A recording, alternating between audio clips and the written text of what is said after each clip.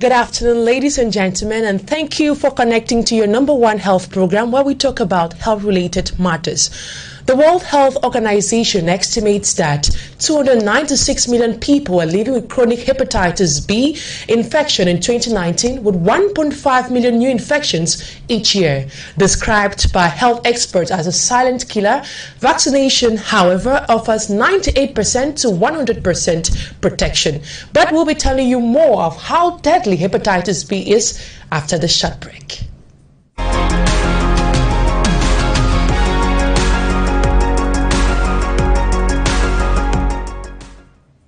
Welcome back. With me in the studio is Professor Theodore Gacho, who flew all the way from the United Kingdom to Cameroon. He is a consultant, gastroenterologist and hepatologist at the University Hospital in Birmingham, United Kingdom. He's equally honorary associate professor of clinical medicine at the University of Birmingham, international advisor of the Royal College of Physicians in London, and finally, managing director of Premier Centre Limited. It is a pleasure having you on the program.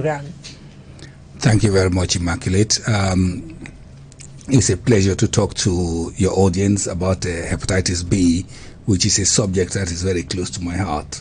I have been associated with hepatitis B since 1986-87 and have done some research work on this field, particularly in Cameroon. Okay, described as a silent killer by many health experts, what exactly is hepatitis B?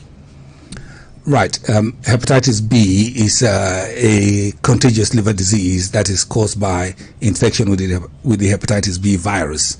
So the hepatitis B virus is one of the common known viruses that will attack the liver and can cause chronic liver disease. In fact, there are basically two hepatitis viruses that can cause chronic liver disease, of which hepatitis B is one of them.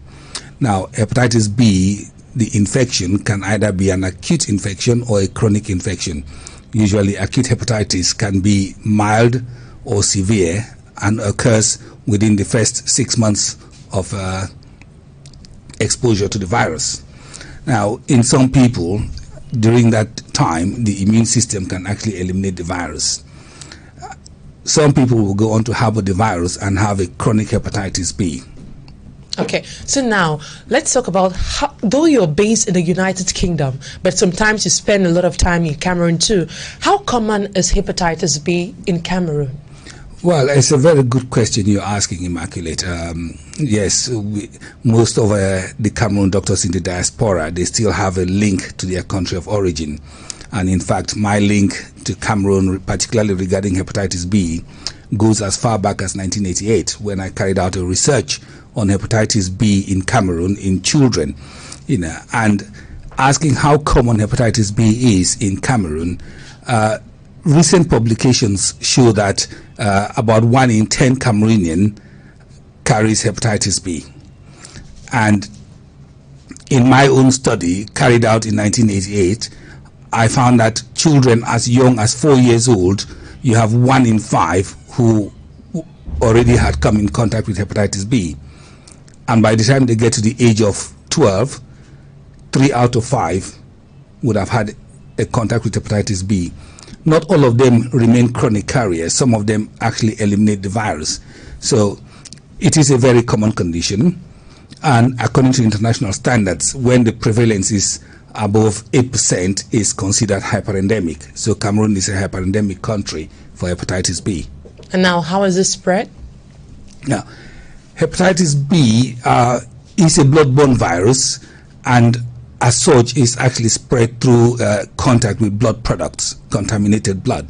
Now, the contaminated blood products could actually be either fresh blood or dry blood. Okay. And the virus itself is very resilient. So even in contaminants containing dry blood, that can transmit the virus. So if the dry blood or the blood comes in contact with a susceptible person, okay, say through blood transfusion or sharp objects, some people tend to use blades, needles, they share with other people, and they don't know who has used that those devices, those can actually transmit the virus. That is the most common way of hepatitis B transmission. There are other inadvertent ways of transmitting hepatitis B virus in particular, and in fact, in my study, which I carried out in 1988, in children as young as 4 years old, we could not actually identify obvious contaminant. So we feel that some of the ways they might have contracted hepatitis B might have been through various traditional methods where you have these scarifications, or maybe even just playing with other children, and little bruises on their body can actually get blood transmitted to somebody else who also has a bruise on their body, and that's blood transmission can actually happen in that way. Hepatitis B is a very contagious virus. It's very, very contagious. It's much more contagious than HIV. So I think that is the common way that we have transmission of hepatitis B, particularly in Africa. Now, in Africa, this method of transmission is called horizontal transmission. So children get infected from other children. But there's also what you call vertical transmission. So children can actually get hepatitis B virus at birth from their parents, and that is called vertical transmission, so mother-to-child transmission. Now, mother-to-child transmission worldwide, we know, is very common if the mother has got a very high viral load. Okay, and that tends to happen around the 3rd trimester or during partum. So we know that in most African mothers, they don't carry a very high viral load. So the mother-to-child transmission of hepatitis B in Africa, in sub-Saharan Africa in particular, is not very high. It can still happen. So now, what can cause a mother to have a very high viral load? Is it that she's not taking her medications? When we carried out this study, and when some of those studies were carried out, you did not have many treatments available for hepatitis B, and so the viral load can be very high. First and foremost, people who pick up viruses, particularly, this is not related to Cameroon, but in Southeast Asia, particularly Chinese women, okay, they pick up hepatitis B virus in childhood, and they maintain the virus at a very high replicative state throughout their life. Mothers in Africa pick up the virus at a later stage, and they tend to have the virus at a lower load. So those who will have high viral load commonly are those who also have an impaired immune system, particularly those who have infection from HIV. Okay, now let's talk about a pregnant woman who is suffering with hepatitis B. What are some of the things she needs to be careful about during her pregnancy period? Right, like I said earlier on, hepatitis B can be transmitted from mother to child. Yeah, vertical. Both peripartum, so in 3rd trimester or during partum, and also during the early childhood. There is very little that the mother can do to influence that path. But the first thing that the mother will need to do is, one, to know her viral status. So she needs to know whether she has got active viral replication or not. She needs to know whether her viral load is very high.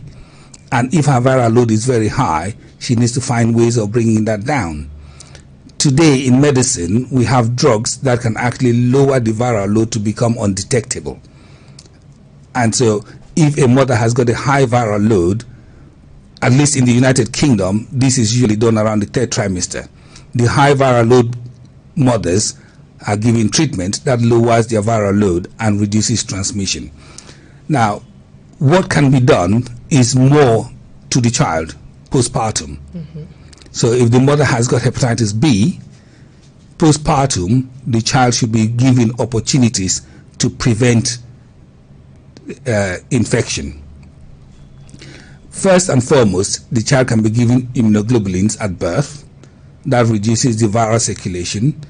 Secondly, the child can also be given vaccination. Vaccination can be given at birth or around birth time, And children who get vaccinated can actually become very protected against hepatitis B virus. So now, what about sweat? Is sweat another way of connecting with someone when it comes to hepatitis B? Right. There have been a lot of research work looking at possible modes of transmission of hepatitis B. We know hepatitis B can be transmitted through bodily fluids, and that includes blood products like plasma and red blood cells, semen. Hepatitis B has been identified in saliva, in sweat, but the transmission through things like saliva and sweat is very, very low. And the main reason is because the viral load in those body fluids is very, very low. And secondly, you need a break in the skin of the recipient for that virus to be able to be transmitted through to the next person. And now, how likely can acute hepatitis B become chronic? That's a very interesting question, Immaculate, and I don't know if the general public will be able to follow me on this explanation. It is a bit of statistics in the sense that if 10 people pick up hepatitis B or 10 people have acute hepatitis B, depending on the age at which they pick up the hepatitis B determines their chances of developing chronic infection. Okay. Now, if they pick up hepatitis B in childhood, 90% are likely to develop chronic infection. If they pick up hepatitis B in adulthood, 90% are likely to clear the virus. Now, let's go to the children. Now, the 10% of the 90% of children who will pick up hepatitis B will keep the virus for a long period, and it will actively be replicating. Not everybody who has active viral replication also has liver disease. So not everybody with hepatitis B has got hepatitis B virus infection has got active hepatitis B. Now, if we look at the adults, of the 10% who keep the virus and become chronic, about 20% to 25% will develop chronic hepatitis B liver disease. And of those people who develop chronic liver disease, a small percentage will go on to develop more advanced liver disease such as liver cirrhosis and liver cancer. So the evolution of hepatitis B is very complex. Even though it might sound as if I want to make it sound simple, it is a complex condition. My advice to people who are concerned about having hepatitis B is to see somebody who has got experience in managing hepatitis B, because the various pathways of understanding what is going on can be a bit complex. You talked about cirrhosis and liver disease. What if my liver does not work today? What are some of the risks involved? Will I die? Now, the answer to that question involves all forms of liver disease. But let me take in particular the case of hepatitis B. Now, if you have an acute hepatitis B, okay, like I said before, some people can actually have severe hepatitis B. Now, severe hepatitis B means that there is ongoing damage of your liver, and that damage is very bad. Now, if you have very severe damage of your liver, you can go into what is called liver failure. Okay. Liver failure can also be fatal. Okay. So people can actually die from that. It's not very common, at least, that people die from acute hepatitis B, but people die from acute liver failure. Now, acute liver failure is not only unique to hepatitis B, it's what happens to any condition that affects the liver. Now, just remind me the second part of your question again. Will I die in case I'm suffering with a liver disease or my liver is bad? Now, the second part of it is the chronic disease. Now, chronic liver disease can have what we call an indolent cause, so it can actually be silent. Now, people can go around with liver disease, chronic liver disease, not even knowing they have liver disease. Wow. Okay, so if you want to take into context, you need to damage up to about 90% of your liver to become aware that you have liver problems. And so people go around with liver disease, hepatitis B or whatever, not knowing until it is late. Now, when it is late, what happens? You get presented with the complications of chronic liver disease. Okay, I did mention something like liver cirrhosis at the beginning. Liver cirrhosis is the common end of almost all damage to the liver. So anything that damages the liver can end up in liver cirrhosis. So it's not just the virus. Alcohol, hepatitis B, hepatitis C, some other herbal remedies that we take over the counter, and all lead to end-stage liver disease, liver cirrhosis. Now, when you get to that stage, the complications ends up in what you at times see people going around and you say, this man has got beer belly. But it's a belly full of water because the liver is non-functioning. Some of the complications that can happen, people have abnormal blood vessels, particularly in their gullet, and they start vomiting blood. That is all complications of liver disease, and those conditions can actually kill. So if somebody has liver problems, my advice is to seek expert advice and opinion and management. So now, let's say a mother who has a 4-year-old child, and let's say the child used someone's blade and she suspects that that person's blade is contaminated with hepatitis B, and now she's scared that her child has been exposed to hepatitis B. What should be her first step? Before answering your question, I would like to put a point of caution and a point of warning and advice. Is that it is better safe than sorry. Exactly. So it's best for mothers to vaccinate their children against hepatitis B. Like you mentioned earlier, the effectiveness of hepatitis B vaccination is over 95%. So it makes no sense to avoid vaccinating your child, hoping that later on in life they might not need it. Because when they get a chronic hepatitis B and they have serious complications, it shortens their life. Now, if a mother is concerned that the child has actually contracted hepatitis B, what they need to do is to seek medical advice. There is no post-exposure treatment for hepatitis B like you have for HIV. So if the child is exposed, what you need to do is to see a specialist, and the specialist can make the necessary assessment. One, it will be to assess whether the virus is active, and two, whether there is ongoing liver damage. Now, if the virus is active, they need to monitor it, because the immune system can eliminate the virus. And if the immune system eliminates the virus, then there is no more concern. The only time it becomes a concern is if the immune system cannot eliminate the virus. Then in that case, you want to know, is there ongoing liver disease? Is there damage to the liver? And if there is damage to the liver, what level of damage? Is it severe or is it mild? Do I need to be concerned about the damage of the liver? So it becomes a bit tricky, and I think you need a specialist to handle that situation. Now, how can one tell he or she is suffering hepatitis B? What are the common symptoms? Now, hepatitis B might not have symptoms, so people might not know. But common symptoms, like most viral infections, is like you get a bit of a flu. If you have an acute hepatitis and there's significant damage to your liver, people can become jaundice. Jaundice is when you become yellow in the eyes. Okay, so people can become jaundice. Usually when you are jaundice, you have yellowness in the eyes, but your urine also is very dark. It's like Coca-Cola. So if that happens, then you think, hang on, my liver is having a problem here. Okay. Those are the common ones that people will notice. All the other symptoms are symptoms of chronic damage to the liver. So now, with someone who does not doesn't have those symptoms, is there still a possibility of him spreading the disease to some other person?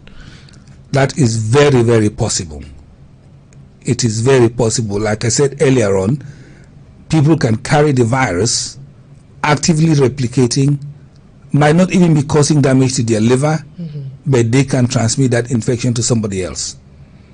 So you can have somebody who has the virus with high viral load, but their liver is completely normal. Their blood will transmit hepatitis B virus to somebody else, even to their child. You can have somebody with a low viral load, but the virus is present in their blood. They have no symptoms, nothing whatsoever. Their blood can contaminate somebody else and transmit the virus. The person who picks up the infection can have a complete different manifestation to the person from who they got the virus. I see. So now, what about someone who has chronic hepatitis B? How can they manage it in such a way that it's not going to affect their liver? Now, there are different strategies that can be used at the moment, but given the poor results of treatment with current drugs, most specialist centers don't advise people to treat their hepatitis B unless there is evidence that the hepatitis B is causing damage. So that is the first point. So the first point, you need to know, 1, is there hepatitis B virus? 2, is the virus very active? 3, is the virus causing damage to the liver? And 4, how severe is that damage to the liver? Now, the assessment of the severity of the damage to the liver can happen in different ways. You can do blood tests, you can do a liver biopsy, but with modern medicines, you have machines that can tell you how scarred the liver is without taking a biopsy. Now, treatment to hepatitis B is actually guided by the level of scarring of the liver or the level of damage to the liver. That is where that's how the treatment is guided. The current available treatments are, when it comes to cure, are very poor. When it comes to controlling the virus, we have very effective treatments that can control the virus. Now, the treatments control the virus, but don't eliminate the virus. So once somebody is down the path of taking treatment for hepatitis B, it is advisable that they carry on the treatment until they are advised by their specialist that they can suspend treatment. Because once they suspend treatment, the virus is likely to come back. We have some herbalists in Cameroon who claim that they can cure hepatitis B, and we have been getting some people affirming that, accepting that they were cured by this herbalist. Do you think we need to start thinking of how to merge modern medicine and herbal medicine? That is a very burning issue at the moment in world pharmacopoeia, and I don't know of any herbal remedy that can cure hepatitis B, okay, but I will not be surprised if there is. Now, the problem we have with our herbal remedies is, 1, we don't know the content in the herbal remedy. We don't know the active ingredient in the herbal remedy. We don't know the concentration of that active ingredient. So it's very difficult to standardize that treatment, and it's very difficult to attribute efficacy to a particular treatment. There are lots of things in medicine that, left alone, resolves, including hepatitis B. And if we don't know whether that medication is actually responsible for that improvement, it becomes very difficult to apply that to mainstream medicine. Now, I think some of the things that African herbal remedies need to be doing is actually to try and standardize those herbal remedies and see if they can actually extract the active ingredient for most conditions. I will give you an anecdotal example. The treatment for malaria, we know, is quinine. Mm-hmm. The origin of quinine is from the bark of cinchona trees. The Indians were using that to treat fever, not knowing what they were doing, until the Europeans identify that that bark of the cinchona tree has got something that cures malaria and analyzed it to identify quinine. It's the same thing with the treatment for amoebic dysentery. The treatment for amoebic dysentery comes from a tree. And until it was identified, the indigenes were using it without knowing what they were doing, or without actually establishing what they were actually doing. So I wouldn't be surprised that there might be some herbal remedy that can cure hepatitis B or cure HIV or whatever. We just need to have the researchers look into it and identify what it is. What last message do you have for persons suffering with hepatitis B who are currently watching the program? My advice to people who have got chronic hepatitis B currently watching the program is seek specialist opinion and be sure that the person you're talking to is a specialist. Hepatitis B is complex and needs somebody who has expertise in its management to deal with it. Talking about treatment, can every hospital handle such cases? Or there are specific hospitals in Cameroon handling such? When we talk about handling cases, especially specialist cases, the key issue here is actually having the specialist within the center. Okay. Now, having to manage specialist cases not only depends on having the specialist, but also depends on having the ancillary services, because there's no point having a specialist for hepatitis B sitting in a hospital where they don't even have the lab to do the test. He will not be a specialist. He will be like any other doctor. Thank you so much. That was Professor